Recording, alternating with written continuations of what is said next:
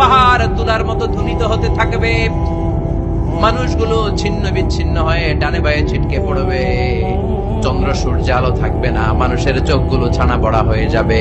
ফাইদা বারিকাল বাসারু ওয়া খাসাফাল কামারু ওয়া জুমিআশ শামসু ওয়াল কামার ইয়াকুলুল ইনসানু আইনাল মাফার। চাঁদে আলো থাকবে না, সূর্যে আলো থাকবে না, প্রক্সিমা সেন্ট্রাইতে আলো থাকবে না, আলফা সেন্ট্রাই এ, আলফা সেন্ট্রাই বি, ইটা ক্যারিনা, বেটেলজিউস, অ্যান্ড্রোমেডা, একটার ভেতরেও সেদিন আলো থাকবে না, সবগুলো অন্ধকার হয়ে যাবে।